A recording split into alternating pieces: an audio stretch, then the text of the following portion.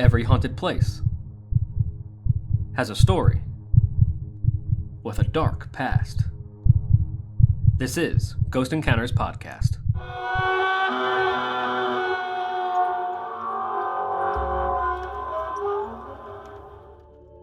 Welcome back, all you spooky people, to the Ghost Encounters Podcast. I am paranormal investigator Justin Torok. And I'm Jordan, the group scientist. I'm Hannah, your death-obsessed bestie. We have a very special guest today. This is going to be a very cool episode, a subject that we have not touched on before. We're going to be discussing mediums and medium abilities. But our very special guest is Susanne Arens. Welcome. Woo! Welcome, Suzanne. Thank you so much for having me. Yeah, so why don't you tell us a little bit about yourself and your abilities and what Crystal Peak Medium is all about? Yeah, so that's a great question. I'm a simple farm girl from Minnesota. Grew up in a very traditional type of family. We had 3 television stations, and 2 of them were snowy. And the one that came in is because we had a whole box of tinfoil on the end of the antenna. So learning about psychics, mediums, that wasn't a thing. We watched Hee-Haw, Lawrence Welk, right. Happy Days. Yep. Leave It to Beaver. This wasn't a thing growing up. Even though I was having experiences as a kid, I just didn't understand them, right? And there was nobody to talk to, and this wasn't a subject where I come from. So it wasn't until I got older in life and in my 20s where things were just constantly happening. I would constantly get the knowing. I get a lot of premonitions, especially when stuff's going to go wrong. And so I just couldn't quite understand all that. And so not that many years ago, I decided people were just randomly coming up to me and telling me, I need to talk to you. And I'm like, okay. And so we'd meet for coffee and they would tell me all these crazy things about myself. And I thought, yeah, crazy. Okay, look at the time. Gee, look at the time. I really got to go now. And I would leave, but it just kept happening. Where they would say, you're a powerful medium, or you're a powerful psychic, or you have abilities, and I thought, I'm not picking up what you're putting down. No. So, but thanks for your time. Now I'm not crazy. So, you kind of blow that off. So I decided to check into it because I just know a lot of stuff. And I thought, how is this happening? How am I getting these premonitions? How do I know this stuff? And that's when I quickly discovered what I was. So So I've been studying, and I still take classes every once in a while, especially I do work with the various police outfits as well, here and abroad on missing persons and murder cases and things like that. And so I take classes on that kind of stuff too, just learning different techniques, but I'm always studying. And so I've learned that I'm an evidential psychic medium. And what that means is I have all 5 clairs going, which allows me to see, hear, smell, taste, feel, everything. And so that's really helpful working on cases because I can literally sometimes see the weapon in the hand. I can see the perpetrator. I can see, it's whatever the victim really kind of wants to share with me. But I've learned I can communicate with animals. I can sometimes literally see the deceased standing there, but normally it's in the mind's eye, your third eye chakra here, is where I typically will see them, but sometimes I literally can't see them, literally standing there. So it's kind of opened up a whole new world for me. So I give readings. I give psychic life readings, which is about what's happening in your world and around you and your future, right? And then I do mediumship readings, which is connecting you with your loved ones who are passing to spirit. And that can be your 2-legged or 4-legged friends. Right. They do often come through. It's kind of interesting because there's kind of a protocol when you're connecting to the spirit world, the afterworld, the afterlife. And animals don't follow rules. They just bark at any time and they show whatever they want. There's no filter for animals, which is very entertaining and actually quite refreshing. And then I do past life readings. That's actually a thing. Most of us have had dozens, if not hundreds or more prior lives. Wow. And so when I power up, I was asked to bring forth one of your past lives that would help improve the quality of this lifetime. And so I give my clients those type of readings as well. That's very cool. That's awesome. Wow. So with all of your abilities and being able to kind of communicate with past loved ones or past animals or anyone who's deceased, What was your first ever ghost encounter? Oh, that ghost. It's like a kind of a complicated question. It you know, is. Given, given your experiences. Yeah. So exactly. outside of... Well, the word ghost, that's a little hard. The first big encounter I had that kind of set this all in motion as far as me being able to capture spirits and orbs and ghostly images in pictures and video happened one night when I was falling asleep. So, you know, we have awake and you're asleep, and then that's in between zone when you're falling asleep. Yep. Right. And that's when you're the easiest for spirit to contact you. And so I'm in the process of falling asleep, and I felt myself being pulled backwards, floating backwards in the dark, but it wasn't pitch dark. It was like a dark gray, and I had dark entities on both sides of me. And I was being taken somewhere. I don't know where. And all of a sudden, my husband barges into the bedroom and says, "Oh my God, look what just set off the surveillance camera." And I went, "What?" And I felt myself going back into reality. I literally felt like my eyes were rolling back to the front of my head. And I went, huh, what? Because he snapped me out of whatever was happening. And he showed me this huge orb entity literally floating right outside our bedroom window, which is 2 feet from where I was laying. Wow. Oh, man. That's incredible. And I'm like, what the flip is that? Like, your mind starts racing, going, that is way too big to be any kind of bug or insect. And it's obviously energy, and you can see it's got layers, and it's darker in the middle. And I thought, what is the timing? So that kind of opened the whole Pandora box of going back and looking at surveillance footages and stuff and setting up cameras to realizing, my God, it's Grand Central Station around here. Wow. So we get not just spirits of people and animals, but I do believe we have a lot of interdimensional entities flying through our area. And I have pictures of those too. That's really cool. Now, when you, I guess, say here, does that mean like your home? Does that mean specifically like a location specifically? Okay. Rather than just like being in a general soup of, well, paranormal, everything. You know what? No, that's a very good point. Yeah. So for clarification, yes, around the home, but it's really wherever I go. And it's not just me, they're everywhere, right? Spirits are everywhere. We even went to Egypt earlier last year. Now we're in 2024. And I was hoping I'd catch one or two. Well, boy, I flipped my camera. So they're everywhere. Do you find that it's just a matter of how do you tell the difference between what is an orb versus what is dust versus moisture modules, if you're really in a humid area, or even a sauna or whatnot, how do you tell the difference? And so it takes a lot of debunking. Work I mean, as investigators, we do that a lot. You can see them anywhere. I'm sure they're around where you guys are as well. They're not going to go where they're not welcome, per se, but if you call in your loved ones and then set up some cameras, you might be very surprised on who shows up. That's very cool. Do you find that you need to focus at times, or do you find that some entities are just drawn to you because they know you can sense them, or is it a bit of both? It's both. I think it's both. I'm open, right? So I'm always receptive to this, and I welcome it. I do put up barriers to make sure I'm not attracting anything negative, because that is a thing. Especially if you watch the Dead Files. Dude, I love the Dead Files. That's like, that's the one that I watch. I know.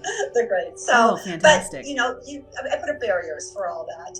I never go out without my cross on. I'm Catholic, and I never go out without protection, physically and spiritually. I always arm myself with that. So I don't really fear of what might attack me as much as I'm trying to draw it in. So as an example, I can go to certain locations and then what's called in the industry power up, right? I go into meditation and I power up, and then I will call in, like the plane club crash. I called in anybody that maybe had passed in a plane crash that would like to visit with me and tell me their story. And then that's when I will communicate with them. Elsewise, I can just randomly go down the streets in Cripple Creek, Colorado, and just start taking pictures. And I think I sent you some of those. Yes, you did. A couple of those look very, very ghostly, where Yes. somebody might view that and take off running. But you know what I mean? But I felt nothing negative whatsoever, and I did call for them. If anybody's here and would like to show up, that would be Right. great. And then all of a sudden, the fireworks started. So anybody can do this, I think.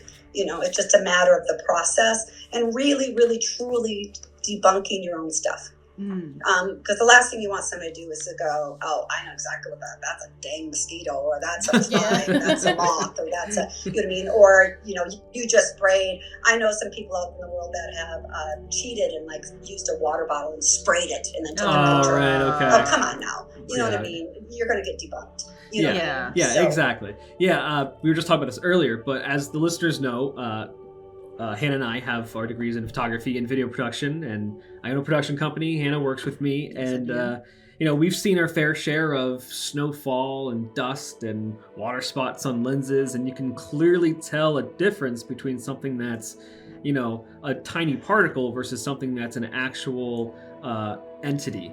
Right? There's always these weird formed swooshes or really long trails of something, or you can, like you said before, you can see the layers and the different colors that are involved in orbs and other things like that. So it's people like us, we can definitely tell when something is paranormal or, like I said, just like a particle. Yeah, and you can usually tell if something's not moving quite the way it should or looking quite the way you would expect.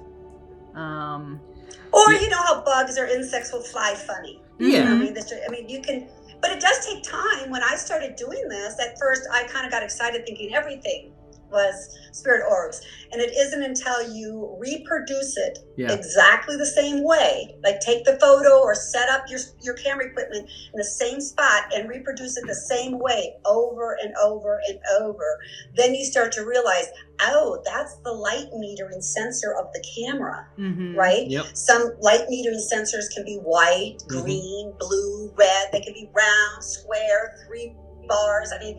Those aren't spirit orbs. That's your camera metering for focus and lighting, right? But the same thing with dust, especially if you're going into an older building, older hotels, barns, whatever that you want to do, there's going to be naturally a lot of dust in the air. So you have to really look at the difference between the dust and the spirit you might capture, because there is definitely a difference. I have a book that I've been working on, and I put before and after pictures so people can say, oh, that's what snow looks like when it's photographed. Oh, that's what rain looks like. This is what humidity, this is what bugs, this is just to say, so they have kind of a guide to go by to help them debunk their work, but to prove what they did actually capture, right? Yeah. It's so rewarding when you can rule out every other possibility, so the only thing remaining can be paranormal or spiritual, right? Yeah, exactly. Yeah, I remember when I did my Dorney Park investigation, we were in one of the old barns on the property, and you could see dust trickling down and tiny particles in the air, a couple bugs come by, but when you have this huge orb on camera and you can see the layers and it swoops in and then suddenly disappears at the same time an EVP comes in, it's kind of very undeniable compelling. At that point, it's right? It's very, very compelling. All right, I'm trying to remember what location you were at, but something had happened, like a big bang or whatever, but then if you had a camera in the other room, and so you could see the spirit fly through there at basically the exact same time you heard the bang. And so that's where, the coincidence is something to compare. But I always tell people too, spirits, like you've seen, I have some amazing different looking ones. Yes. But they might change color as they're moving through, or they'll slowly go through and pulse as they go through, right? Or, they change the shape. I've got one series that flew past me, and in every frame in the video, it changed and morphed into a completely different shape. In fact, one shape looks like a cuttlefish. That would be like 1,000 feet under the ocean. Yeah. My husband goes, my God, that looks like a cuttlefish. So we're not in the water, and it flew through space. You know what I mean? So it's fun when you get something like the elderly lady from the plane crash. You know, it's stunningly beautiful and magnificent, and there's just no other possible explanation for that energy source other than it was her. That's so undeniable, so crazy. I'm looking at some of these pictures that you sent, and I don't know if you can see my camera, but this one at the top here. The one right by your index finger. That's the elderly lady. Where is that the middle from? One? The one Yeah, in the this middle? one right here. That's It wild. literally looks like it looks like light, but in water. It's very hard to explain. It's incredible. Very angelic, floral. Yes. Yeah, it's really, that'll be in the book. It just magical. In fact, I didn't know it even captured that at first. I was just taking some pictures. Sure. And it actually wasn't almost till a week later I was going back through it going, God, I can't believe I didn't catch anything. And then I zoomed in the one tiny little corner of the frame, and there it was, crystal clear. And I thought, oh my goodness, you did appear for me, which is really cool. Where but was that one was at? a flight, United Airlines flight 585 that crashed in March of 1991. And in Wildfield, Colorado, and I had gone down there to powerfully meditate, and I had just asked them if they would like to come through and communicate with me. And two people showed up. One was a businessman, and I got that he was quite tall, like 6 foot something. Okay. Big stocky guy. Yeah. I didn't sense that he was married. He had been on a business trip. But then this elderly lady stepped forward, and I got kind of bold, and I got kind of personal, and I said, what was that like for you? Were you scared? Right. And you know what she said? And it literally just blew my mind. It still blows my mind. She said, why, it was joyous. And I thought, joyous? And I said, well, weren't you like terrified knowing? I mean, the plane went down in a nosedive. Yeah. Like, you had to have known, and she goes, no. She goes, we all went together. Oh my God. And when we arrived, it was like a big party. It was like a big family reunion. And she said her husband was there waiting for her. And it was that's joyous. That's like a level of zen was that I aspire to be. Yeah, seriously. In the moment, I'm sure I'd be like, nope. But here's the deal, you leave your body prior to the last breath the physical form takes. Okay. In fact, you can look it up. I think it's on Netflix or Amazon Prime, one of those. And it's a silly name for the show. And it was on like 2 or 3 seasons, but it's called The Ghost Inside My Child. Okay, and I saw a bit of that. It's have you? Yeah, okay. I've seen a bit of that. As children, when we come through the veil as children, we still have a strong connection to the other side. And these children remember their prior lives. Did you see the episode where the boy remembers? He was one of the jumpers on 9/11 that jumped out of the building. Did you see that episode? I saw that one. Do you remember what he said? I don't. I'm paraphrasing, but basically he said, he goes, something hit the building and there was all this fire and screaming. He goes, so I jumped. He goes, and then I watched as my body hit the sidewalk and my brains went everywhere. And I went, big yikes, bud. Wow. the way he said it was just so matter of fact, and my brains went everywhere. Right. It was so interesting to him because he had already departed the body prior to. That's fortunate. You know? I was just gonna say that's a nice Very- reassuring thing to think very about. To fortunate, be honest. We were just talking about the flight. Just for the list from Denver to Colorado Springs, that's about a 45-minute flight ish, right? Yeah. Yeah, not too far. Small plane, only carrying 20 passengers and 5 crew members. The plane experienced a rudder hardover while on the final approach to the runway. It caused the plane to roll over and enter an uncontrolled dive. The airplane crashed at an 80-degree nose-down angle, Oh wow. yawning 4 degrees to the right into Widefield Park, less than 4 miles from the runway at a speed of 245 miles an hour. Oh. All 25 people obviously were killed. There were similar accidents with this type of plane. It was a Boeing 737, and they discovered that there was a defect in the plane's rudder power control unit. And that's basically what happened. Interesting. Yeah. So how many... in fact, there was one pedestrian in the park that was injured as well, which is really crazy to think of. Yeah. I mean, Well, imagine taking a stroll in the park and all of a sudden a plane's you're coming there. at you. I mean, can you imagine standing there as this thing's coming at you? Did they get hit by a piece of debris or by the plane itself, or? I don't know. They were injured. They were classified as deceased, and so I don't remember the details of that.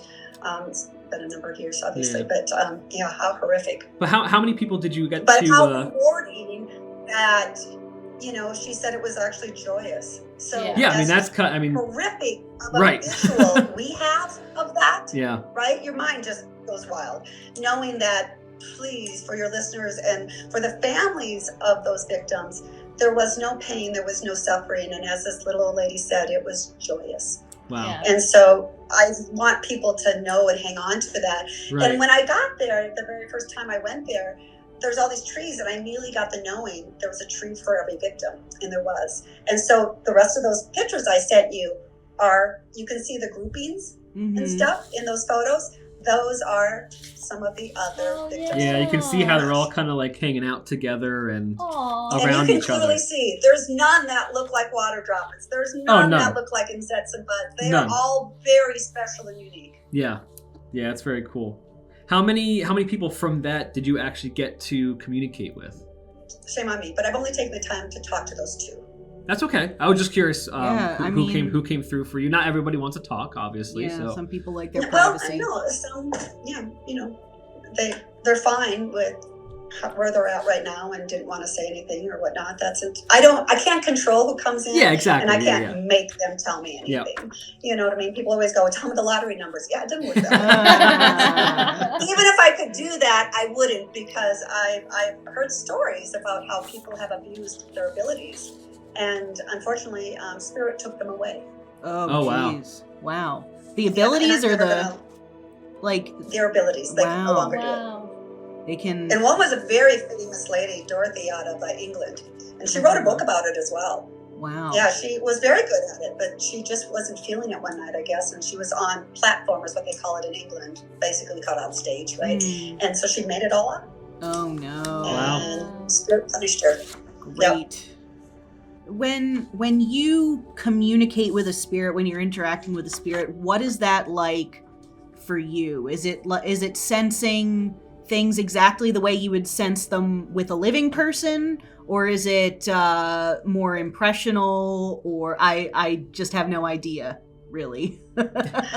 No, that's a really great question, and it actually varies for all of us. No 2 psychic mediums are the same, and in fact, there's psychics, right? And then there's mediums. Now, all mediums are psychic, okay? But the majority of psychics are not mediums. Okay. So being a medium allows you to do everything a psychic does, but it also gives us the ability to tap into people that have passed on. And when I do that, if there's a question about how they passed, I will ask the deceased, how did you pass? And then if it was a gunshot or whatever, I will feel it, hear it. I get the sensation, like if they might have taken their own life by putting a gun in their mouth, I will taste the metal in my mouth. Wow. You know what I mean? And then I'll feel the whack in the head, you know what I mean? Or if it was a heart attack, I will feel that pain. But for me, when I bring someone through in spirit, it's in a reading, that is, it's first what they do is they're all kind of hanging out in this white room, kind of look like a big cloud, big fog, right? So I can see people and animals and kids walking around, but they're just kind of silhouettes at that point. And then when I ask my client, who would you like to connect with? Can you give me a name? And now I've learned I need to ask for a name and their relationship, because this one can come through. And I brought Vincent in. I described what Vincent looked like, and then Vincent starts to share with me. And this is the process for all of them. I will start to describe their appearance, and then I'll ask them to show me things that my client, the sitter, would recognize, like a special watch or special clothes or certain shoes or a certain uniform they wore.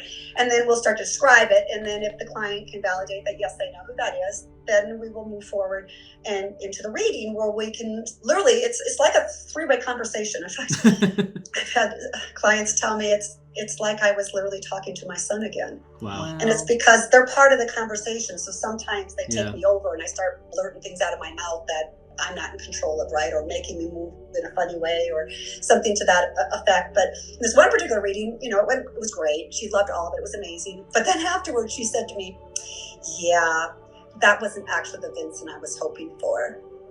Like you could have stopped this at any time. You would know more than one person named Vincent. Right. Exactly. I'm like, wait, what? And she goes, well, that was actually Vincent, my brother. I was hoping, she goes, we have 3 generations of Vincents in the family. Oh, that makes it tough. And she goes, you got Vincent, my grandfather, but I was hoping you were going to have Vincent, my brother. So that's why now I ask, what is the relationship to you? Because we went down an hour-long rabbit hole with Grandpa, which was amazing. It was great. And he said lots of things that she really needed to hear. And so it was really great. But now we kind of clue that in. But it's a feeling and a knowing. So sometimes I'm showing just small bits, like from knee down, I could tell he had on like motorcycle riding boots and he was kick-starting the motorcycle, right? But that's all I was showing. Other times I'm like, oh, wow, he's showing me his red Chevy pickup. I can see the emblem in the front was red. Oh, he opened the door. Oh, he's got one of those woven seat covers. Oh, there's a big dog sitting next to a big brown dog. I mean, so sometimes it's like watching a movie, right? And then a lot of times it's like flipping charades. It's like, okay, 2 syllables, letter, you know what I mean? I'm thinking, oh my God, can you just say it or show it to me? You know, and so that's where they can talk, but usually it's this knowing, and then they have to pull from my memory bank. So I might see a bowl of noodles and go, oh, it's a bowl of spaghetti noodles.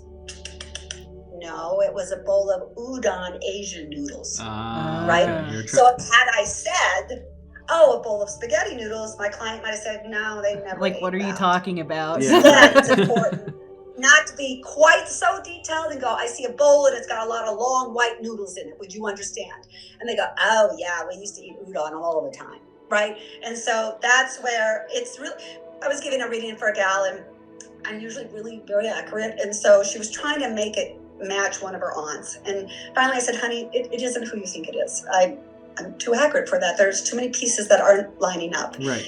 And as we were wrapping up the reading, her great aunt yelled at me, I'm her great aunt Ruby.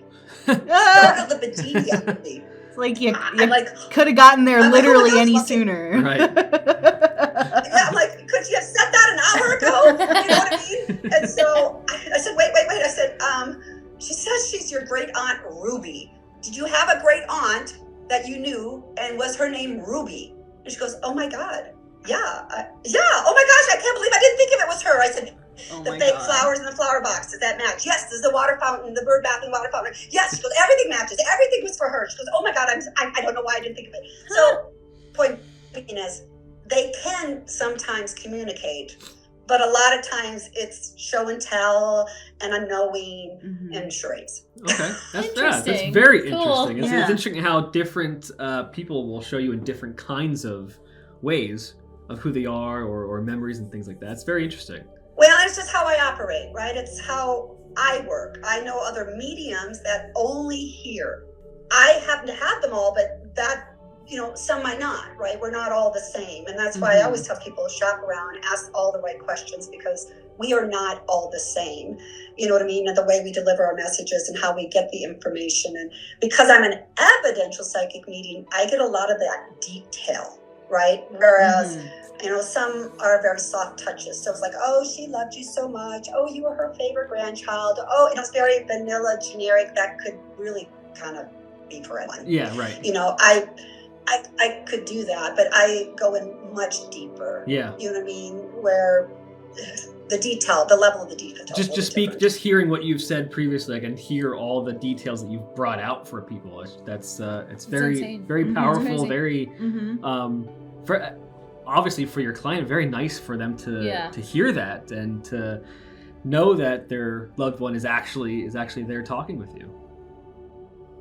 Yeah, and even it's so fun because it's not just people; it's pets. Oh, the pets too. Yeah, I gave a reading to a guy in Italy. Him and his girlfriend. And long story short, there's a woman sitting away in the back of the room, and I thought, oh, how's this going to go? Because spirit will come for whoever's around, right? So if you come for a reading and you bring your friend with, well, somebody might just show up for your friend and not you, because that's how it works, right? And so he wanted, and I said, well, how can I help you? Who would you like to communicate to? And he says to me, my mother, he gave me the 2 names, and I said, and what are their relationship to you? And the first one was his mother. And I said, okay, wrote it down. And I said, the second one, like Martha or something. He goes, oh, that would be my cat. Oh. And that was the very first animal reading I ever did intentionally, right? And I went, okay, well, let's start with the mom. Right? And the reading was beautiful. It went really, really well. It was beautiful.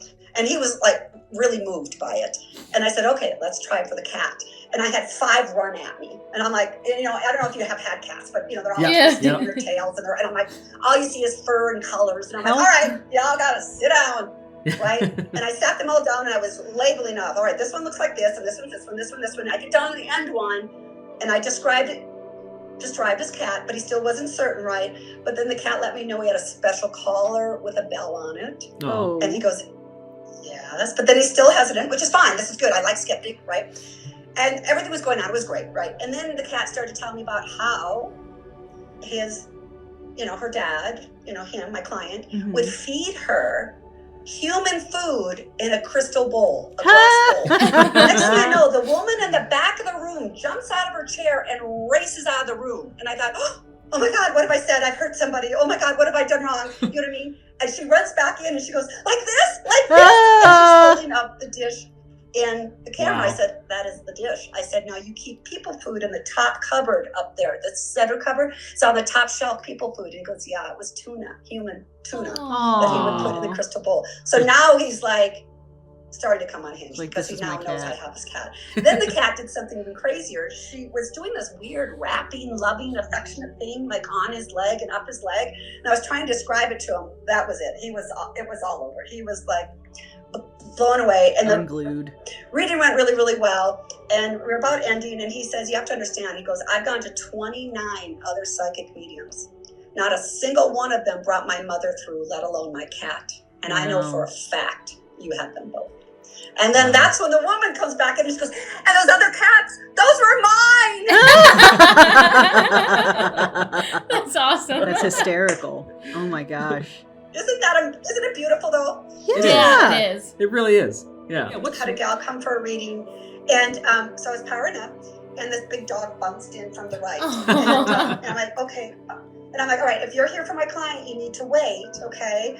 And so she came like 5-10 minutes later, and she sat down, and we were going to start the reading. I said, okay, before we start, I need to let you know I have a really big dog here. Can I please allow him to come forward? And she goes, what? I said, I have a large dog here. Can I bring him in for you? She goes, yeah.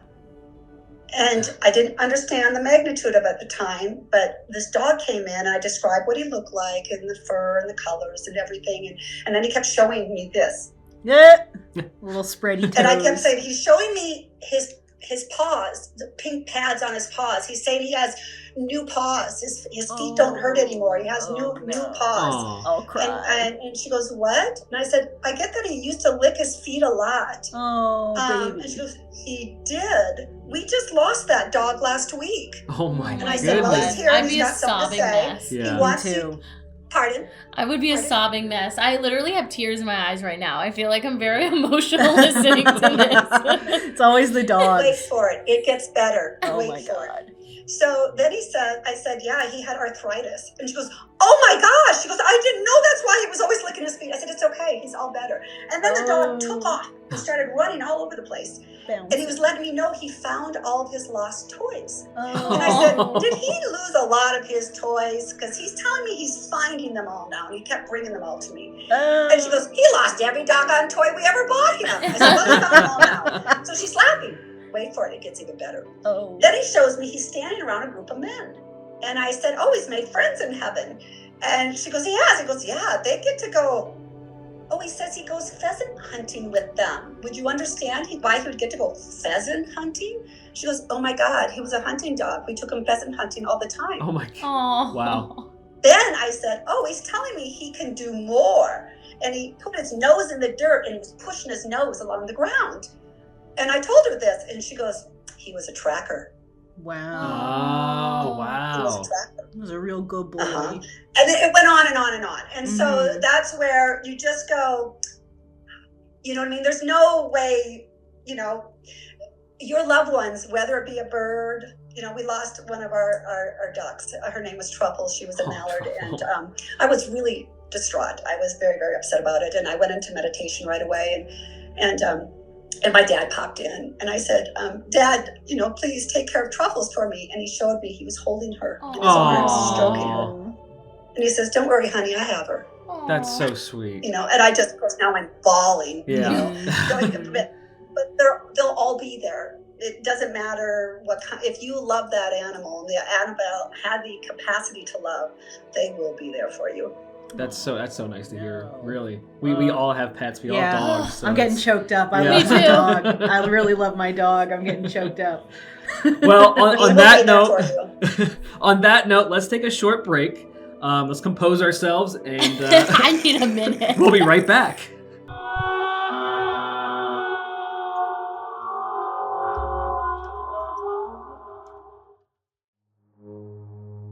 This episode is brought to you by The Colony Meadery. If you haven't tried mead yet, it's alcohol made from honey. It's all natural, totally gluten-free, and delicious. Colony Meadery is one of the best meaderies in the world, and it's located in Pennsylvania's Lehigh Valley. Stop in and try a flight of meads, grab some bottles or cans to go, and experience some of the best booze in the world. They have flavors ranging from tart and quaffable lemon laws and Wu-Tang Crayon to sweet cinnamon and vanilla series of tubes, and even sweet heat with their mango habanero. Learn more at colonymeadery.com. Speaking of mead, Ghost Encounters and Colony Meadery did a collab, and we came out with a caramel apple mead called Spooky to the Core. It's scary how delicious this mead is. Grab some today and haunt your taste buds. Ghost Encounters is sponsored by Phoenix Fire Media. Elevate your business with their digital marketing strategies, including their multi-award-winning social media marketing, photography, and video production. Phoenix Fire Media, igniting success through creative excellence. Visit phoenixfiremedia.com. If you're enjoying the Ghost Encounters podcast, hit subscribe and give us 5 stars. To watch full episodes of the Ghost Encounters show, visit ghost-encounters.com. And don't forget, when you're on our website, click on the Spooky Shop for all your Ghost Encounters spooky swag. To stay up to date with Ghost Encounters, follow us on Facebook, Instagram, TikTok, and YouTube at Ghost Encounters PA. To send spooky fan stories, email GhostEncountersStories@gmail.com or message us on social. Do you want ad-free episodes of Ghost Encounters podcast, plus bonus episodes, extra content, and much more? Then you should head to Patreon and be a spooky VIP. Go to patreon.com/Ghost Encounters podcast and be haunted from all the benefits with the spooky VIP membership.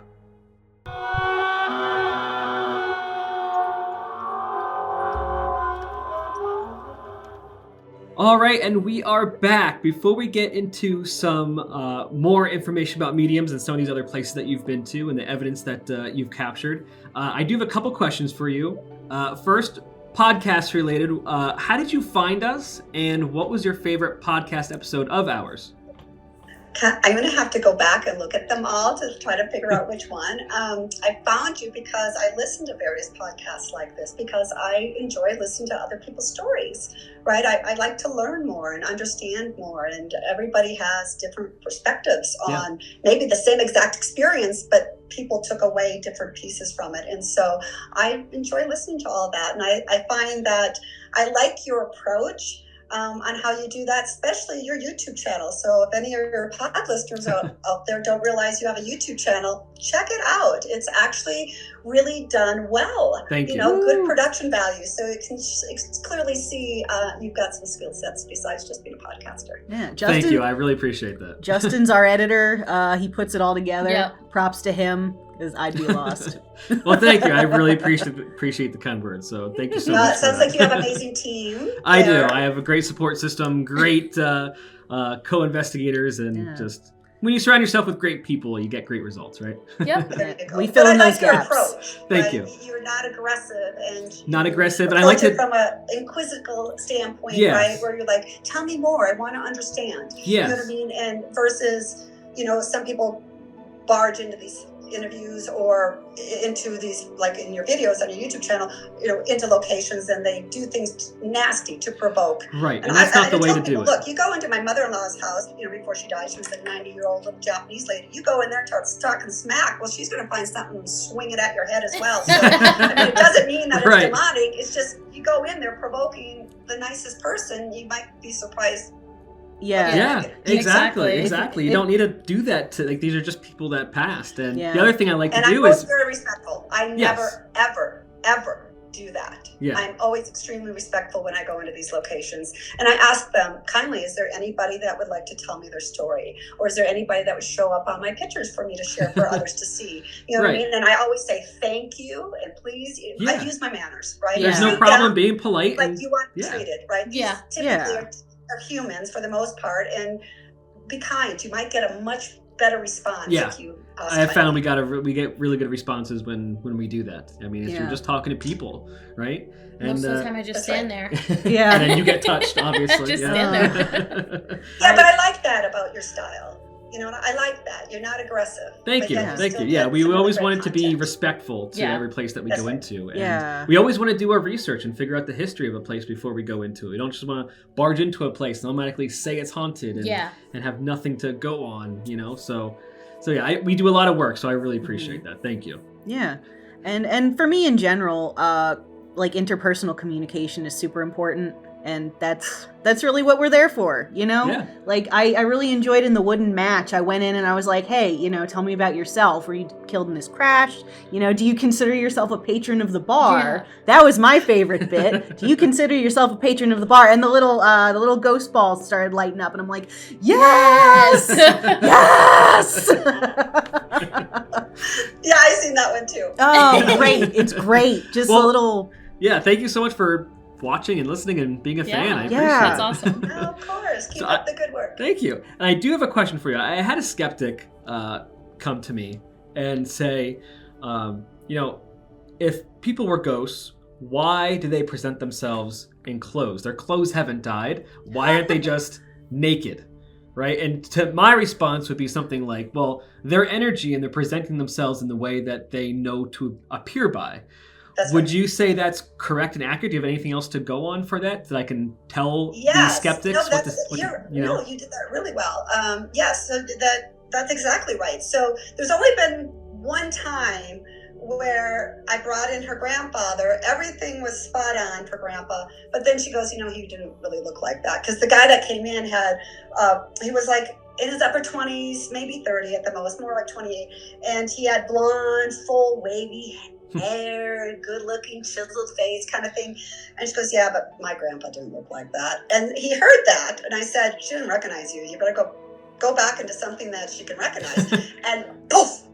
He changed. He was bald, right? And he had a big full face. And I mean, his appearance completely changed. And I described what he now looked like. And she goes, oh, that's the grandpa I know. He came in looking his best, right? When he thought he looked his best. And sometimes they'll revert to that. So they'll start out in a reading, per se, looking the way they did at the time they deceased. So that my client will recognize them when they step forward. They'll recognize the energy as I start to describe them. Gotcha. But then sometimes they'll change and go into, you know, they'll come in with silver hair, but then change into this flowing red hair they used to have when they were alive, kind of thing. But sometimes it's a little different. I had a gal came for a reading.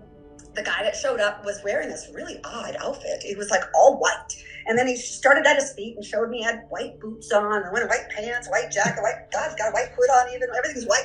And then he showed me glasses, nope, not glasses, bigger, goggles. I got goggles on him. And I don't want my clients talking at first, just yes, no, maybe, I don't know. Don't feed the medium. Yeah. The fakes want you to do that, right?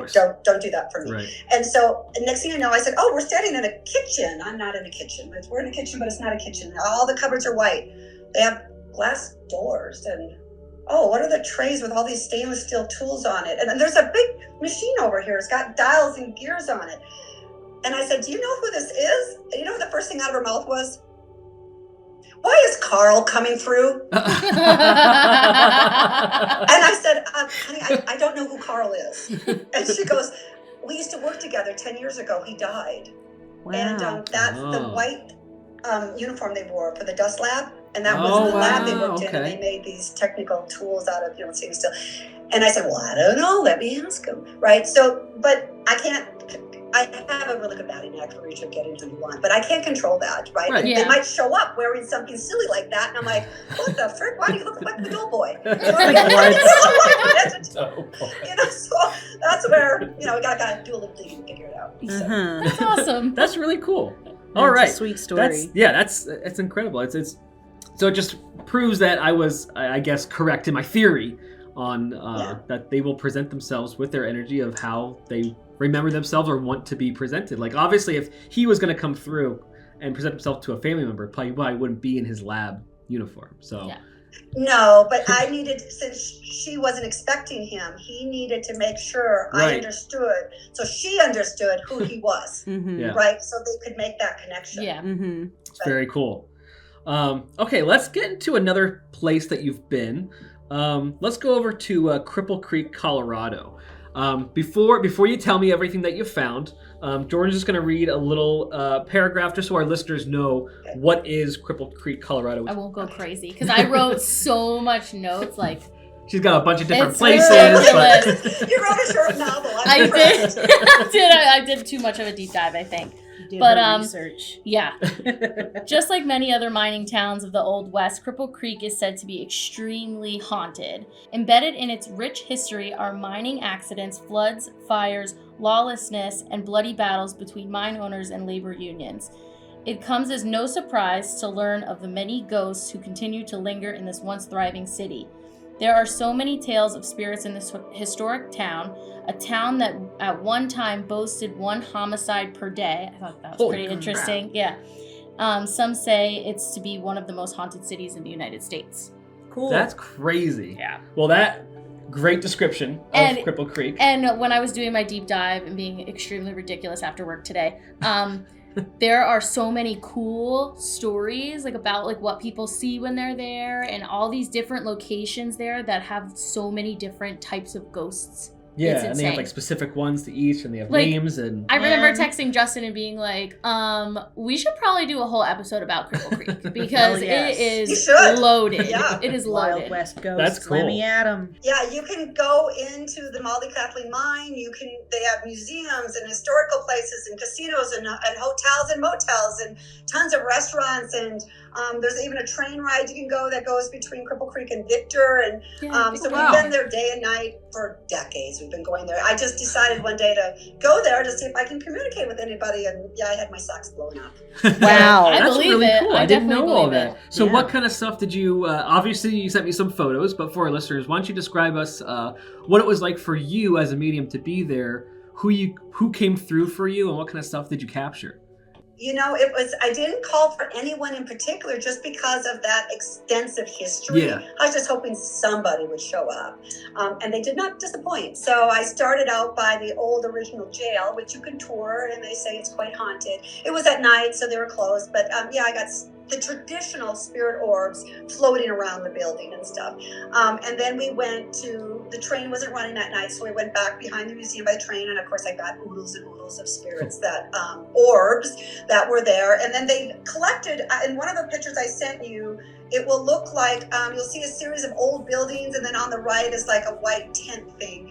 So those are some old buildings from some ladies of the evening, some madams, and other historical buildings that they preserved. So they took them from wherever they were still standing out in, because Cripple Creek actually was the capital of Denver, or capital of Colorado before Denver was. Oh, wow, I didn't know It that. was huge. It was sprawling. Yeah, I think I read somewhere about, my goodness, yeah, how many people were in there? I can't find it at the top of my fingers, but thousands and thousands. Yeah, quite a and few. thousands from, what is it? Yeah, 1890 or something. It's when it was really kind of going gangbusters.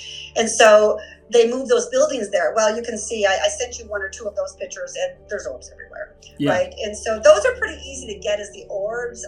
You can usually get them all the time.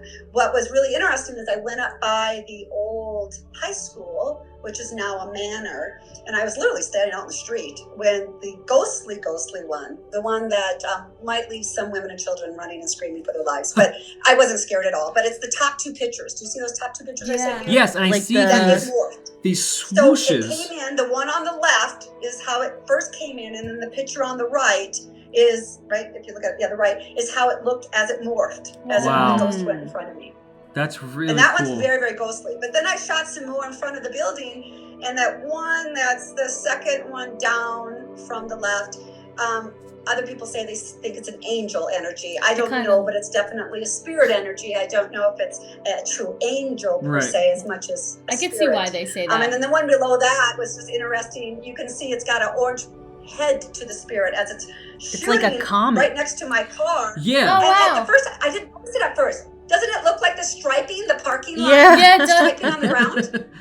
Yeah, I didn't even it's catch it crazy. right away. I just It's- thought it was like striping for parking lots. Yeah, Because it's not like- to just the capture lines that- in the parking lot. capture that in a single not. image, like that shouldn't happen no matter what Yeah. kind of light is around you. Like something like that to capture an image shouldn't happen. Especially because you're like you see everything else in the picture and that's just there.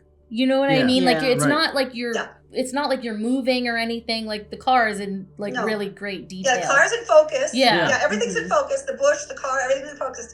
And then you got this big, long, orange-white blur thing just shooting like a rocket. Yeah. That is cool. So those were pretty cool. But then we decided, you know what? Let's go check out the mine. Because we've gone down in it many times when we brought family and friends into town. We've gone down and done the tour. Mhm. And it goes like 1,000 feet down, right? It's really, really deep. And That's cool. there's an area in there where they used to keep the donkeys, right? They Oh, lived. wow. They didn't Okay. come out. Once they went down, they didn't come out. Oh. Right, and so they lived. There's corrals and everything. They led canaries down there because that was, you Yep. know, for the oxygen level Mhm. for poisonous gases and stuff. And so we do know lots of people and animals died there. And on average, even today, I think it stopped being a productive gold mine. I think in the 1961, early 1960s, and so there's been hundreds of thousands of workers since the 1800s. 1891 I think is when it started, that have passed away and have been through there. And so they showed up. I mean, it was so many, I literally had to question it going, really? Right. So I was using see different all of cameras them to here. It's see- just it's incredible. It's all over. Yeah, they're everywhere. Yeah, they're everywhere. And one shot alone, if you're looking at it on a big monitor, you know, that's like brightly lit, Yeah. there's easily 100. Oh, there's even more, yeah. And it's Yeah. like, oh my goodness, it's like, holy Toledo, you know, and it could be people that just wanted to go back there. They enjoyed living in the area. I kind of tell it like this. Our souls, people might refer to them as spirit, but our souls are currently in these body forms on earth, and we're having an earthly experience. Okay. We still have a soul, regardless if we have a body. So right now, I drive a white SUV. But when it has too many miles on it, or the transmission blows, and I've got to take it to the junkyard and get myself a new ride, I'll be without a vehicle while I'm looking for a new vehicle, right? I still exist. I'm just no longer in a car or a SUV or a pickup, right? Our souls are like that. So imagine your soul can go anywhere it wants to go before it decides to reincarnate and come back into another form, right? And so a lot of these spirits that you might pick up could just be souls in between transitions, and they want to go check out Egypt, and they want to go check out Cripple Creek. Flipping A, I know I got a long list of places I want to go. Me too. Oh, I'll yeah. be going there when I'm dead, and some Yeah. people might call me a ghost and call me haunting and try to do an exorcism to remove me from the place. But I'm flying, and I'm That's a- flying for free. That's a really Seriously. that's a really cool way to think about it, and I really like that explanation. That's really cool. Yeah. Wow. oh, thank you. Let's go over to Hannah. You looked at It was Canton Battlefield. yeah, Let me- that's a cool Yeah, place. Carton Battlefield. Yeah, Carton. Battlefield, Carton yes. Battlefield. My bad. in Tennessee. No, it's okay. Franklin, Tennessee. Yeah. All right. So, yeah, so why don't you take it away, Hannah, and then again you can tell us everything that you found. Okay. We did a previous episode on Gettysburg, so I started this out. Oh. Gettysburg, Pennsylvania is not the only location with a deep well of Civil War history and ghost stories. One of the worst battles of the Civil War is the Battle of Franklin, fought in Franklin, Tennessee, a part of the Nashville area. It was fought on November 30th, 1863, and the Battle of Franklin is known as a disastrous loss for the Confederate Army and the bloodiest 5 hours of the Civil War, marked by loss of life and loss of leadership. Wow. The Carton Plantation is considered the epicenter of this loss. On the property is the largest Confederate graveyard in the South, with the spirits of soldiers wandering aimlessly among the graves at night. While there are many grave markers in this graveyard, it is actually the site of multiple mass graves. Men were laid to rest in groups based on the state in which they lived. So in addition to activity where they see spirits walking through the graveyard, it's said that if you walk through the right row of the cemetery, you'll pass the grave specifically of these twin brothers, and it's said that a passerby could feel somebody grabbing at their ankles. After the Battle of Franklin, 5 wounded Confederate generals were laid on the porch of the house at Carnton Plantation, where they then died. So that was 5 generals dead in one night at one battle. Yeah. And it is said that at night, the blood stain where they lay is still visible, and the screams of the dying still echo through the plantation house. The spirit of Caroline Winder McGavick, who tended to the wounded soldiers, is seen in various places around the property, in addition to the ghost of a servant girl who has been observed sweeping floors. And there are a lot of photos. There are a lot of like relatively well-known photos. You get the orbs like you get, and they also have some really interesting full-body apparitions that are set on the porch. There's like a man sitting down and a woman in a big like sort of antebellum skirt, kind of partly obscured by a column. It's super interesting. Very cool. And that's the place that you visited. I've not seen those. Yeah, they were on onlyinyourstate.com, I believe. Oh, okay. So you can check them out those too. out. Very cool. So, what kind of things did you encounter while you were there, and what did you get? It did not disappoint. We went there twice, a year apart, I think, or a year and a half apart. But when we first got there, I told my husband, let me power up. Let me just see if anybody wants to talk to me. And I did. This young man stepped forward, and he let me know his name was Rugley. And I asked him what side was he fighting for, and he flashed me an image of the Confederate flag. And I said, oh, how interesting. I said, do you want to tell me your story? And he let me know that he had come with 2 of his friends, and that he had left a younger sister behind, that he came from, I believe it was Alabama. It could have been Georgia, but I think it was Alabama. And that they were going to show the North how they do it in the South. Okay. Right? Well, They're going to show them. Right. that's how that But went. then he let me know where. He showed me as I was walking the grounds. He let me know that he had gotten shot in the leg and had fallen to the ground. And then he was shot again, and that finished him. So he never did make it back to his sister. He had brown hair, and I knew his age, and rough, so on and so forth. So then we decided, we signed up for the tour. And so a tour guide was walking us around. You're not allowed to take pictures or video or touch anything, right?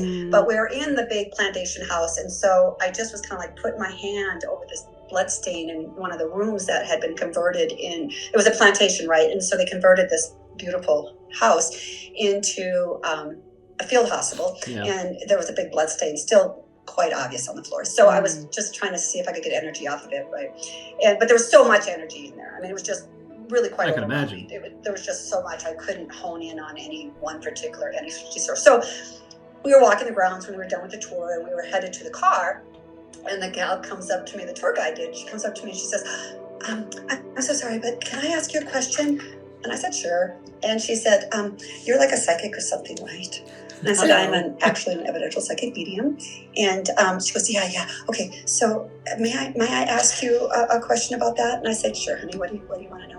She goes, well, I have felt like someone's been following me around, and I got to be honest, it's kind of freaking me out. Do you see anybody by me? And I thought, okay, here we go. And yes, there was a larger framed woman standing right behind her left shoulder. Wow.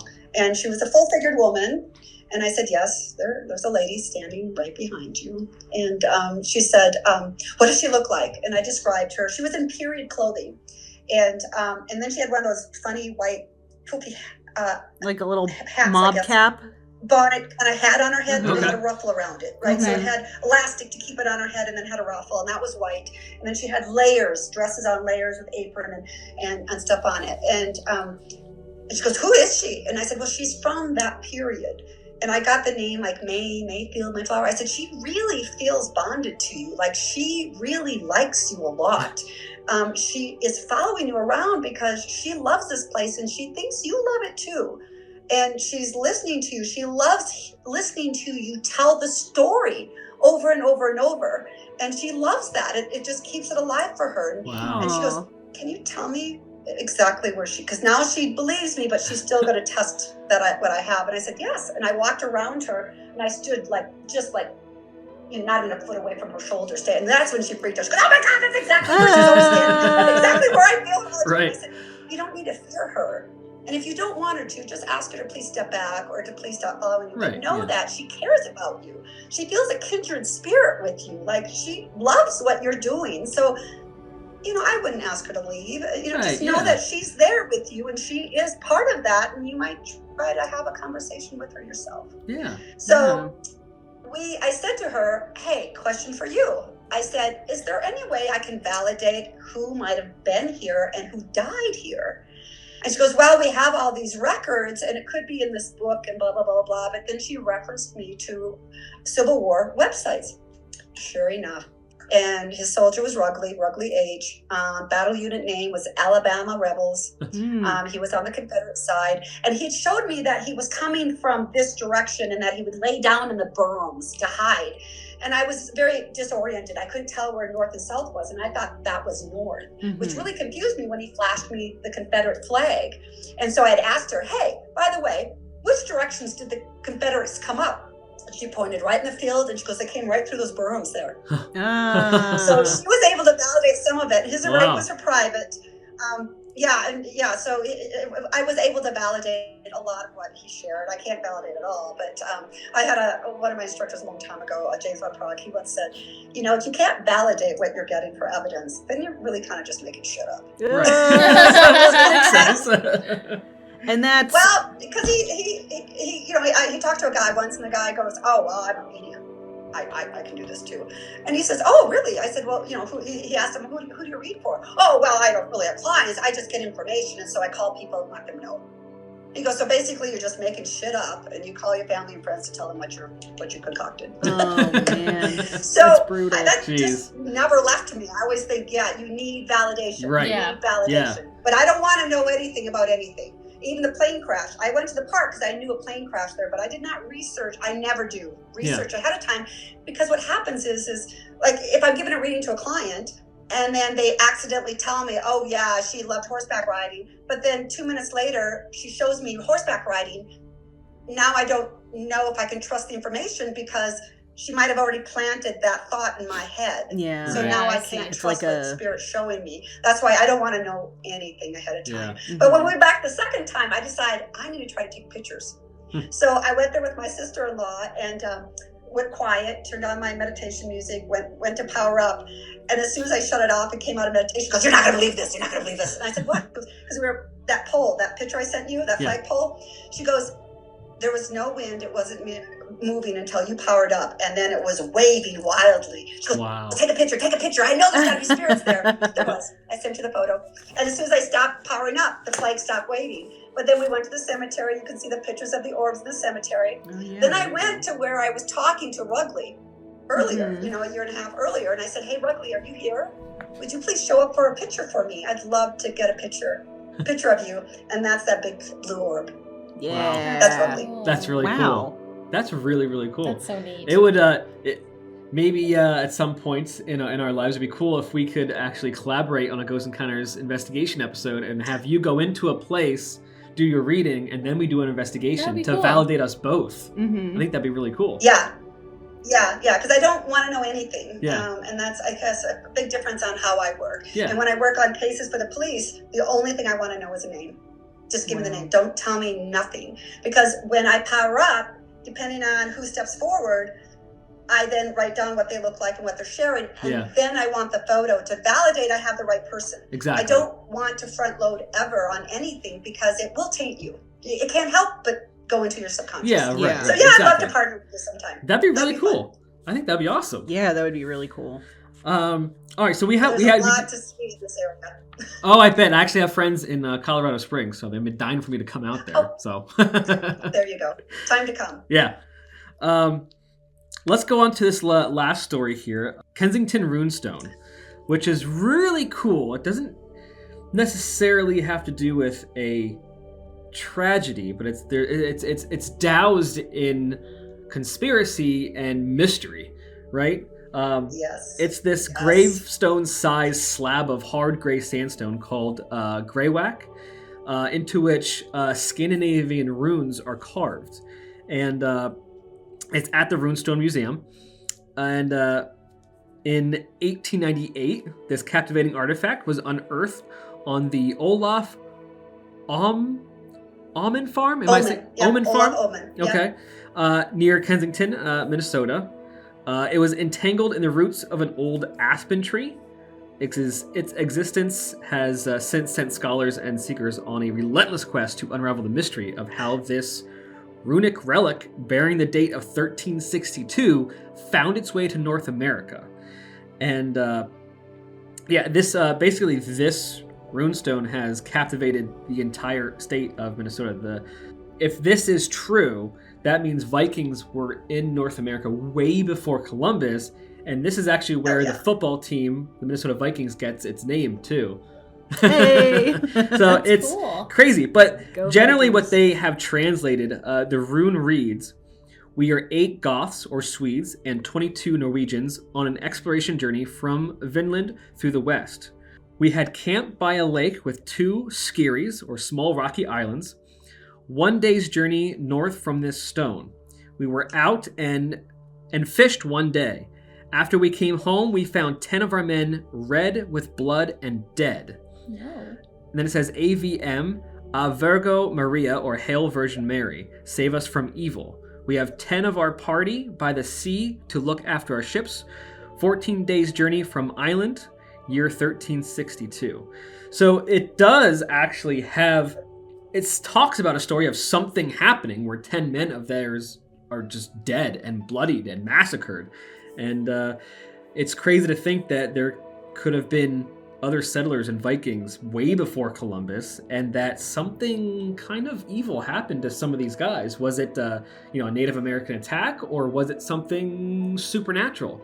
We don't know, but this stone is shrouded in mystery. Yeah. So That's interesting. I don't know anything about this stone. I read It's about cool. this a couple of years ago. Has it been? Does anybody know if it's been tested, carbon tested? Can you test stone? Yes. Does And that work? Yeah, it does date to that time. Obviously, there's a lot of skeptics saying that this was a fake by this guy who owned this farm, but they basically said whoever faked this really understood Norwegian, Scandinavian runes, and knew a lot about their language and how they wrote. So, Which I'm sure there's is not a very common thing to know. exactly. So I'm very curious as to what you have seen or captured surrounding this stone.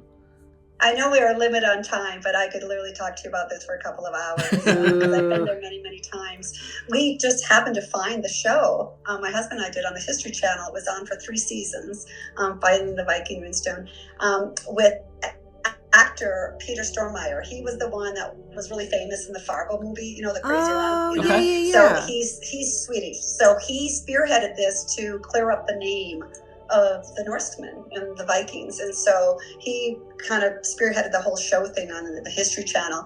And we were watching this, and I went, "Well, son of a biscuit!" Like my brother's email used to be so and so's name at runestone.net. It literally is 10-15 minutes where I went to school, and about 20-30 minutes from where I grew up. And That's so cool. so I just never even knew the length of the history. So yes, the runestone is in the museum in Alexandria, Minnesota. And about 45 minutes to an hour away from there is the actual site of the Omen Farm. And they put a beautiful visitor center up there with a reproduction of the runestone, so you could see it, touch it, feel it at 100% scale, just like it is, which is interesting. So I went there. The first time I went there, I went down by the Omen House, and I went down by the pavilion they have down there by the water and powered up.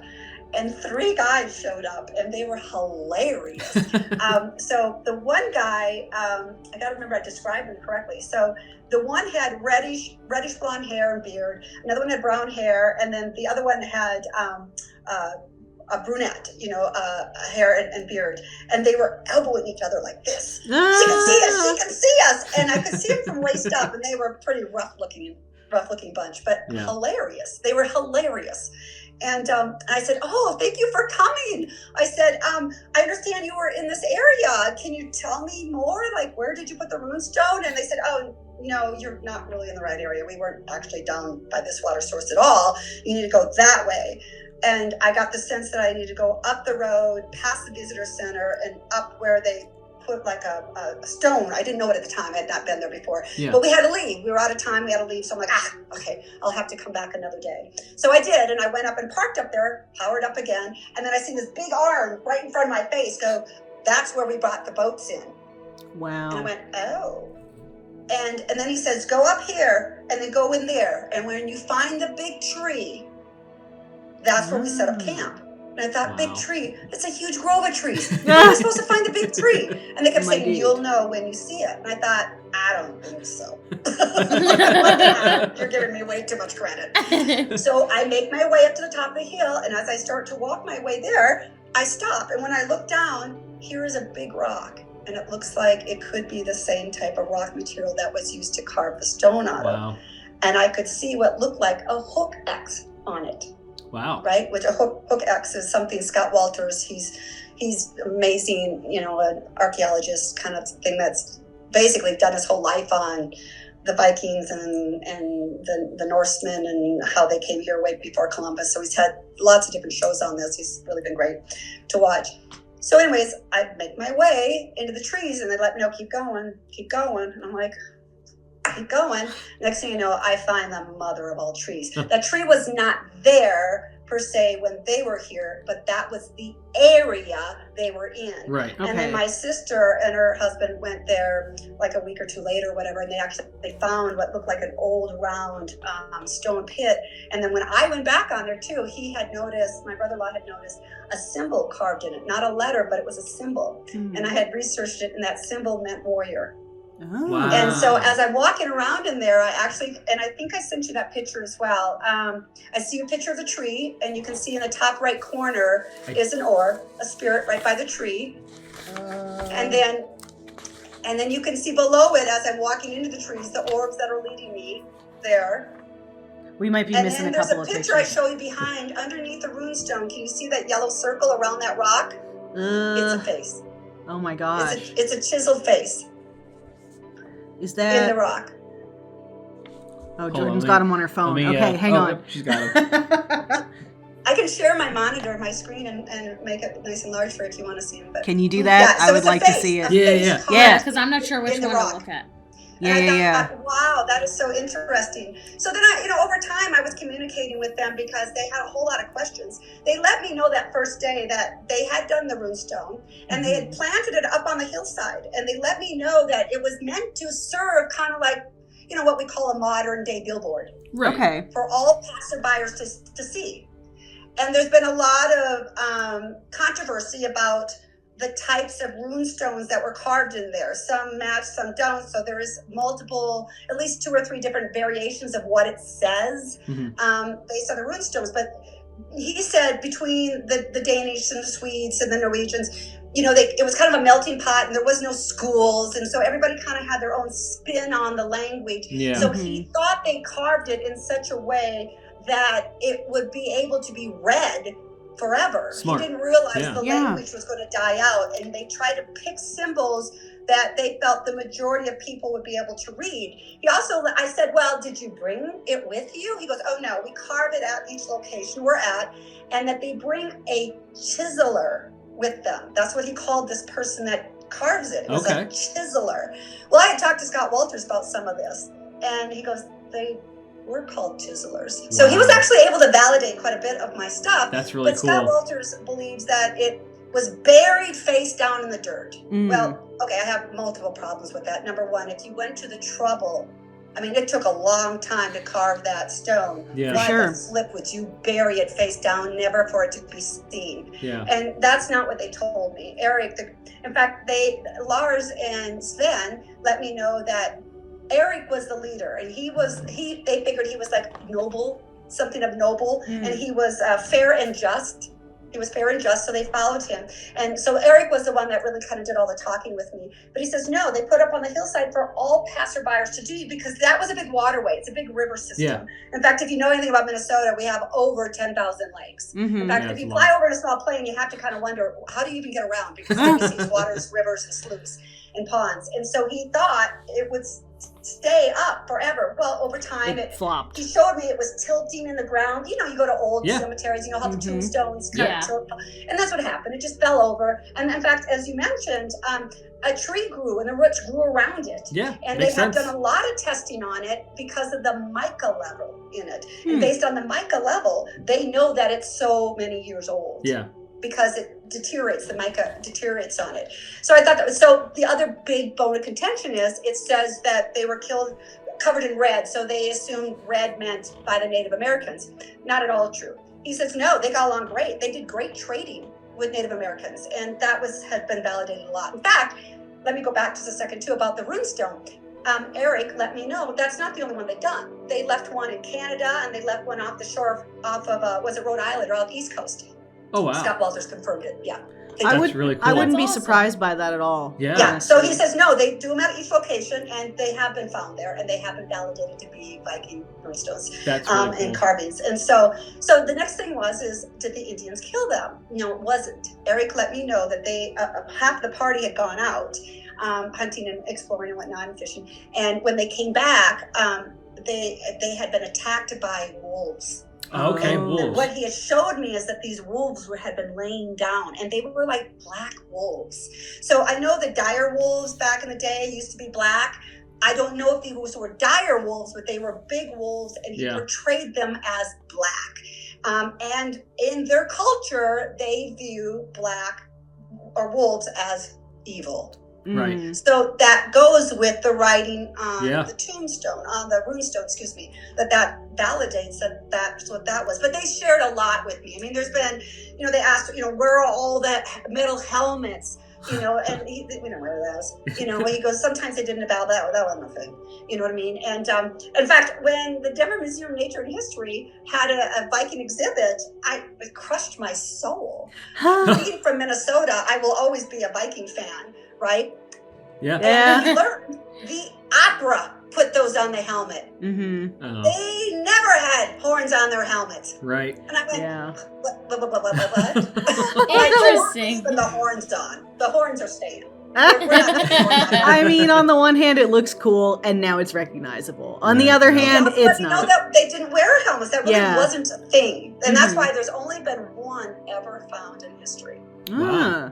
Crazy. Yeah. And then they let me know. I'm like, well, how did you groom yourself and stuff? And he started laughing. And the one guy grabs the other guy in a ponytail like this, right? They'd always tail their hair back. And the one guy shows me, he grabs his friend's hair, takes his knife, and goes, and whacked it off. In historical records, that's exactly how they did it. Wow. And you can see their That's hairstyles really were cool. short in the back and longer in the front because they would pull them back and whack them off. That's So so it was funny. they shared a lot. They shared how they buried the man because they want the History Channel and stuff. They wanted to find their tombs. And so he showed me how they buried them and showed me the ceremony. And so I started to illustrate it all out, which will go in another book. It was really, really, really fascinating. I've connected with them, I don't know, at least a dozen times. That's really over cool. like a year's period, and they shared with more and more with me, which was fantastic because I have been able to validate a great deal of it. So that's fun. It's That's awesome. yeah, it's interesting that they come back, that they come back either for you or they're tied to the place. Yeah. Do you find, because I know when we did our Gettysburg episode, we asked our Gettysburg expert, like, do you believe in ghosts? And I personally, I'm always kind of interested in what people have to say for the do you believe in ghosts answer. And he's like, honestly, no, because this is what I believe. And I think if there was a creator, then he wouldn't leave us stuck here. They're not stuck. Yeah, I was gonna say, do you consider? I feel like you would not consider souls to be stuck behind. They have much more agency rather than just getting sorted into little baskets and staying there for eternity. Yeah, no, they're not stuck. They come because they want to. Mm-hmm. And if you're kind, and I'm always very polite and respectful, polite and respectful. And I always say, if you're here and you want to talk to me, I would love to tell your story. I would love to capture in pictures and video if you want to show up. And usually somebody always does. So, but I can't control that. But they know I was working on this for the History Channel, and I'm working on another book about historical sites and things like that. And so they were more than willing to tell the story and to clear the air. And then when I powered up, I'm like, there's been a lot of controversy about this stuff. And it was because when it was found, all the runestones were packed with mud. So the farmer just took a nail and tried to clean, like anybody would. You know, you get mud in the bottom of your shoe. What do? You take something sharp and scrape it a on nail out or of something there and dig it and- out of the grooves, right? Well, that's what he was doing. He was just clearing the dirt out of it. Well, people that don't want to believe in something different than they're taught. Remember, Columbus discovered America, Right. which we now know is absolute bullshit. Right. But, Yeah. if you believe, well, there's people that in academia, even today, even with the scientific data that's been proven about the runestone, you're going to have some of these old staunch professors that they've been teaching it this way forever, and they are not going to change the way because that means they've been wrong their entire life, and they're not going to admit that. Yeah, exactly. Yep, you're right. Yeah. Before we go here, I have just like 2 more questions for you. First is, can you provide our listeners with some tips to help them capture their own spirits in photos and video? Yeah, I'd love to. It's kind of a long conversation, but the net of it is you want to reproduce what you're doing exactly the same way over and over and over. So let's just say you want to get a picture of your mom and dad that might be deceased. Okay, go in a room, take out pictures of them if you want. It's not really necessary, but quiet your mind. Go quiet, right? You know, we all live, you know, with our minds going at 100 miles per hour. Try to quiet your mind and ask them, can you please step forward for me? I would love to feel you or see you. Can you come and do this for me? And mean it sincerely and come for the right reasons, right? Do it from the heart. And then start taking video or pictures, right? And a lot. I'm not talking 1 or 2. Just click, click, click, click, click, click, click, click. And then go through them and see if you see anything in them. You might have to brighten them a little up on your computer or whatever Sure. to get them to show up a little better. You might have to do that. But you have to do it the next day and the next day and the next day. You have to keep doing this because you might not get it the first time or the first day, but you might the second. Or you might see something in the photo, you're like, I got it. All it was if you used a flash as an example, it just might be a reflection of something that was sitting in the room, right? That's why you have to do it over and over, because then you might be able to debunk what you're getting, right? It could be dust, it could be bugs, it could be lens flare, it could be so many different things. But that's the best way you can do it. And it doesn't matter if it's daytime or nighttime. Nighttime's a little easier because they are of energy like we are, and so they emit their own energy source. So they show up better. That's why, well, even you guys, you know, when you do your investigations, it's at night because you can see them better. Exactly. But I have plenty of photos in broad daylight where they're orange and red and blue and black, and they're all over the place in different shapes and forms. But it is easier to do in like when it's dusk or in the evening or in a room that doesn't have the lights turned on, right? Something where you can get their light to reflect. That makes sense. I like that. Very I like cool. that. Now I know you were in Paranormal American Magazine. You have a book coming out soon. When is that book coming out? And I guess the third part to that would be where can people find you and contact you if they want your services? Oh, thank you. So the American Paranormal Magazine, that was really fun. I ended up, for just this last December's issue, being featured on the cover with a 5-page spread, which was really flattering. That was really fun to do. And it was just because no one's really done what I can do. Right? There's a lot of other psychic mediums out there, and some really very famous ones. I mean, Matt Fraser, Jane Von Prague, Alison Bois, I mean, list goes on, but none of them have done anything like this. And so that's where Simon & Schuster, which is a big book publisher, you might know the name of, they've got a branch, Archway Publishing, and so they're working on it right now. It's in final edit right now. So I was hoping it was going to be done by January, but it probably won't be done until March. But that'll be really fun. And Spirit gave me the name. And in fact, the cover of the book, I think I sent you a picture of it. I was out some property we have in the mountains. And I said, hey, if anybody's around, would you show up for a picture? And I took a photo, and there's purple and green and blue and yellow and orange and white orbs everywhere. It literally looks like a rainstorm of spirits around us, which was so freaking cool. cool. Very cool. And so that's really fun. So they can follow me at Crystal Peak Medium, and so you can go to my website. I'm on TikTok, Instagram, YouTube, Facebook under Crystal Peak Medium. That's my handle. I'll make sure when this episode comes out to tag you in all the places we post it and put your URL link and everything so people can go find you. And I highly suggest, if you want any medium to talk to find loved ones, pets, past life, whatever it may be, she is the person to go to. No one else is going to go into as much detail as anyone else. And that's so kind of you. There's a lot of very talented ones. There's a lot of fake. There's way more fakes out there than there's that's the problem. I think it's a lot of us real legit. But if any of your listeners want to see some of this stuff, since this is a podcast, I have a lot on my TikTok and Instagram and Facebook and YouTube accounts and stuff like that, and on my website. So follow me online if you want to see the latest, greatest stuff. But some of the really special stuff that you guys got to see, that's only going to be in the book. Very cool. Very That's cool. So cool. Yeah. We'll have to get it as soon as the book comes out. I can't put a video in the book. So what I sent you was screen captures. But if you get the book, you'll get like a QR code that will take you to a special hidden page on my website where you can see the actual video of the spirits moving through, so you'll know it's not photoshopped. That's it's not really cool. My data for you. So. Well, if the book comes out in March, my 30th birthday is coming up. I'll buy it for myself. If we buy one, do you think we can get a signed copy? Oh, yeah. I would love to do that for you. In fact, I'll sign it for you when you come to Colorado and we do some exploring There we go. Yeah, that would be awesome. Perfect. Well, Susanne, thank you so much for coming on the podcast. This has been a wonderful episode. You were a delight to talk to. Hearts, giving hearts to each other over Zoom. You were so informative and fun. This was so much fun. That's what's great about this and talking to you is that we have some laughs, and we have some fun with it. So this was wonderful. Thank you again for coming on. Thank you so much for having me. You guys are delightful. Thank you. And thanks for being a fan. And now we're a fan of yours. And I can't wait to collaborate together. I know I need to book a Zoom meeting and be like, hey, tell me about my life. What's going on with these ghosts? Yeah, you got ghostly baggage. Yeah, I feel like there's just something interesting waiting to be heard about things. So. Well, she's the one that could be able to find out. I know. Oh, I know. Well, that's all the time we have for today. Stay spooky. Always be polite when you're entering a ghost's house. And don't forget to follow Crystal Peak Medium on socials.